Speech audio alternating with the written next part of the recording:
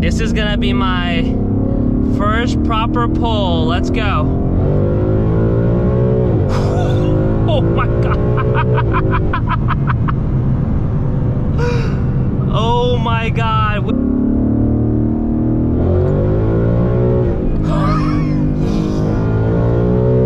Maybe I spoke a little too soon on the tires.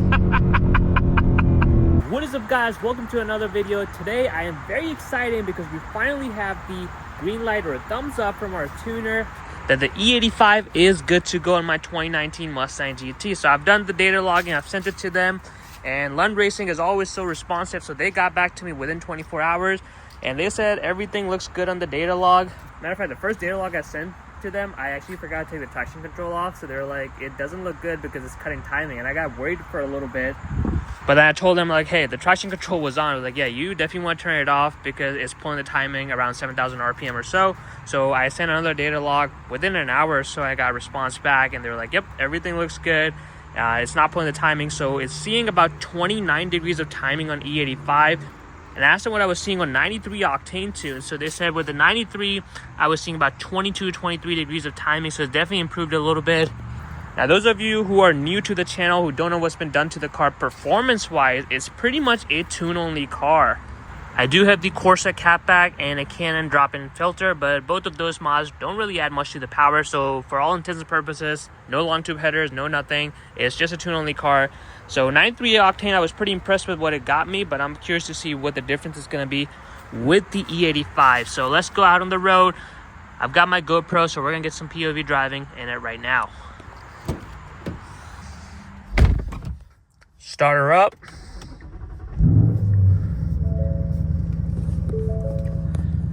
Nice little cold start, but in quiet mode. So we're gonna drive the car around for a little bit just to get the temperatures up to running, and once the operating temperatures are good, we're gonna get on it and get you my true first impression of this E85 tune on my 2019 Mustang GT. I'm actually very excited. Let's go.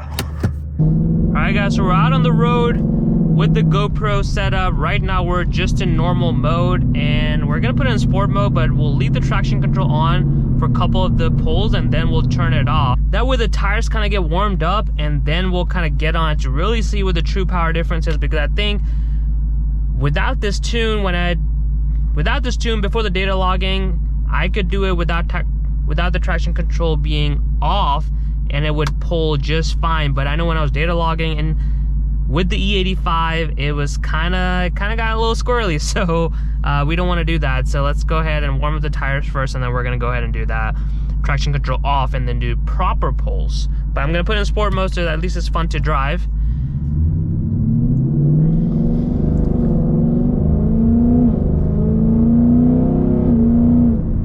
Right off the bat, I can tell the car is a lot more snappier. A lot of people recommended or said that the power bank kind of moves, you know.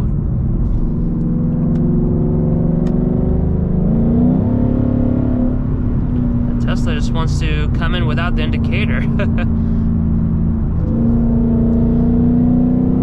Yeah, the car definitely feels snappier, which is kind of what I was looking for, despite, you know, the tune kind of claims 20 to 25 horsepower increase.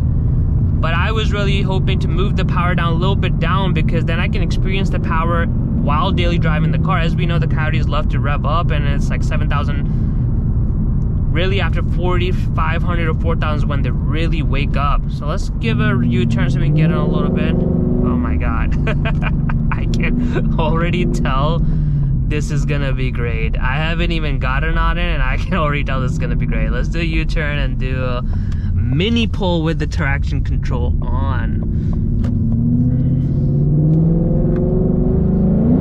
Oh, oh my God. Oh, wow. Wow. It just got a little squirrely. Traction control is on. Oh man, that was good. We'll do one more time. We'll do it one more time. Get it up to the speed. Road is curving a little bit, so wait for it to kind of straighten out. Oh my God. If that's what E85 has to offer, I am am gonna be very happy. I am gonna be very happy.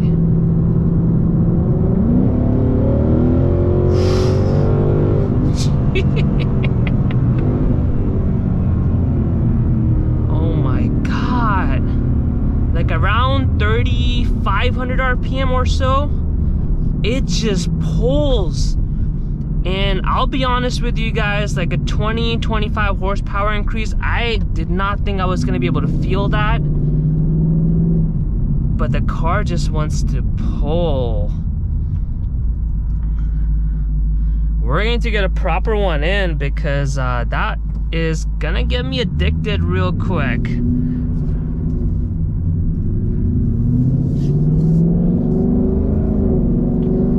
Red light up there, so we'll wait for it to turn green and then get on it. But that pull was really good. I don't think I've ever felt anything close to it with the 93 tune. So even though they're claiming 20-25 horsepower, maybe the power comes on sooner and I experienced it a lot more than when I did with the 93 tune.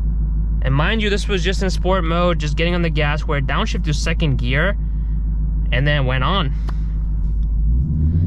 All right, let's go. We're gonna get ahead of these cars.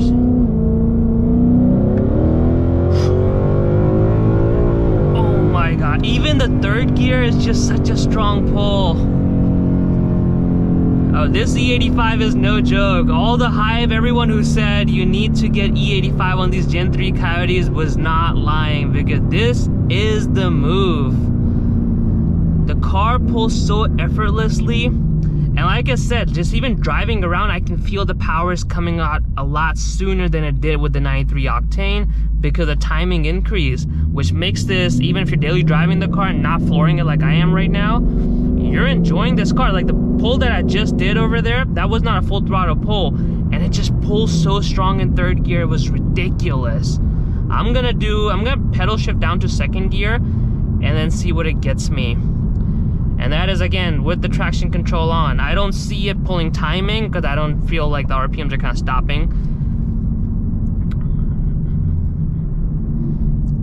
But we're gonna do one with second gear with the traction control on for now, so get the tires a little bit more warmed up, and then we'll go to town and traction control off. Let's make this quick UE.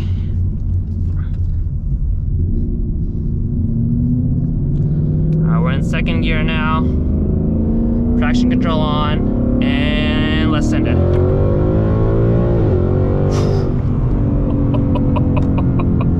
I could sense the timing being pulled a little bit there because that was a lot of pull. That was, you know, again, it's on all season tires, but you could tell the traction control was doing its job. So I'm gonna need to turn it off to see how she feels without it. So let's turn the traction control off, get up to speed, and this is gonna be my first proper pull. Let's go. Oh my God. Oh my God, with the traction control off, the car just goes straight. And I have to say, E85 tune is definitely getting me impressed, but what's even more is these tires. These are all season tires, 285 wide, but still all season tires. Being able to put that kind of power down is just amazing. Oh my God. Just gonna put it back to drive right now, but it's with the traction control off, the car just wants to go, and you can definitely tell the power difference. Now, I know the mileage is really gonna suffer, not only because of how I'm driving this car, because it's a lot more fun to drive, but of course it's E85, so it's gonna burn at least 30% quicker, which is gonna give me terrible gas mileage. But hey, you gotta do what you gotta do to have some fun, right?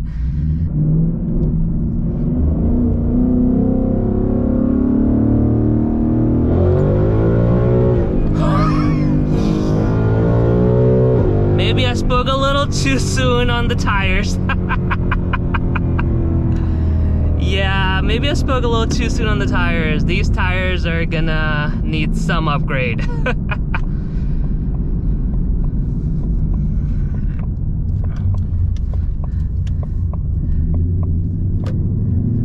The first pull was good, but I think this was because it wasn't an incline. I'm gonna turn it back on. The car definitely pulls good. I mean, I've done couple pulls so far with the traction control off, with the data logging and this, and the car definitely pulls strong. Of course, I'm tire limited, but I have to say I'm impressed. Like second gear pulls, I'm still able to go. These tires have had like almost 25,000 miles on it, so they're kind of halfway worn down compared to a brand new tire. I mean, when these were new, they really pulled. But overall, I think the E85, let's talk about E85 too. And I was definitely skeptical getting it because I was like, it's gonna be hassle finding it, and I don't know if the power difference is gonna be enough to justify the inconvenience of it. But so far, it has impressed me. And these are obviously full-on runs. When you're daily driving the car, just having fun, you might not be getting to second gear at like 30 miles per hour. But if you're just driving, like I'm gonna put it in sport mode with the traction control on right now. And the biggest thing I was really looking for, aside from the power difference, which is there definitely, is moving the power band a little closer to like 3,500 RPM maybe or so, and that I can feel. Like after 3, it just like so responsive. It's just so responsive. And that is one thing. I mean, I've always felt like the Coyotes kind of lagged because it had the, you know, it had a really good high revving V8, but that comes at a cost because you don't really have much power down low. So when you're revving it out on back roads and everything, it's a lot fun to drive this car. But if you're just like commuting it and just trying to kind of get on it, it kind of sometimes feels lackluster, which is something the 93 tune improved a little bit. But the E85 is definitely the way to go. And then, I mean, the best part is like, I don't need any injectors or anything. It's just a tune on these Gen 3 Coyotes.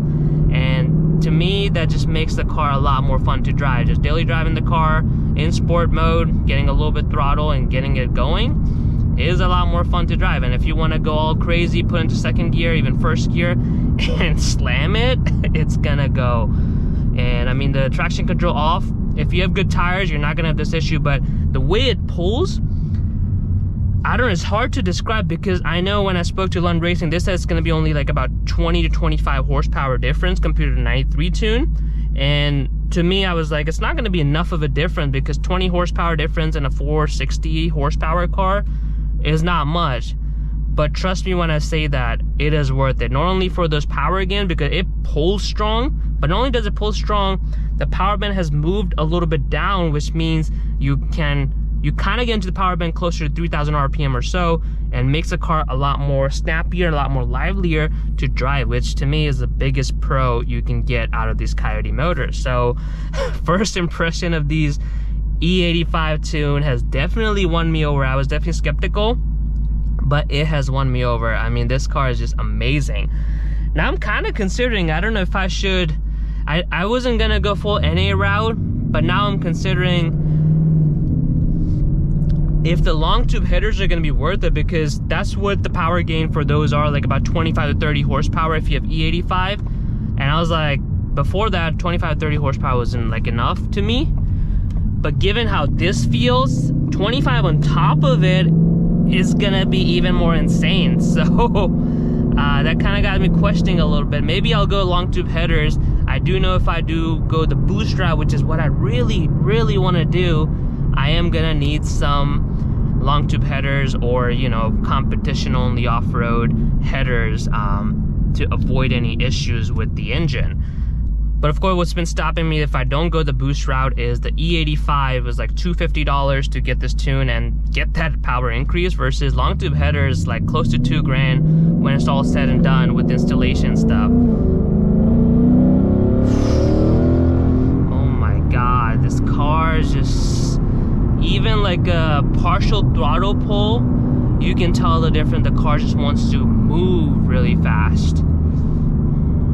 So I'm definitely impressed with how the E85 turned out to be. I mean, it has definitely impressed me in terms of power gain and also just daily driving it. I'm excited to see what it's gonna run at the track. We know we're gonna be traction limited. The best I've got on the 93 tune was 12.4, and that was almost a year ago. So I've driven, I don't know, 6,000 to 7,000 miles since then. The tire has worn off a little bit more than it did obviously last year. So I want to say I was traction limited because I could have seen like a low 12 time with the 93 tune. But with this one, I might just see a 12.4 again because the traction is going to be an issue. Or who knows? I mean, I might be able to get a little bit better time with the E85 because it is going to put a little bit more miles per hour for the trap speed. So I might have traction issues, but as the car gets going, it might pull in strong. But I think I'm excited to take this to the track and see what it's going to do with the E85 tune with my current setup. And of course, then we're going to think about either going drag radials or think about boost, long tube headers. There's a lot of things I want to do with this car, but once I kind of get some E85 time, then we'll go for it. But I hope you guys enjoyed today's video on my first drive with the E85 impression. If you did, I'll catch you guys in the next video. Make sure you subscribe for the next video.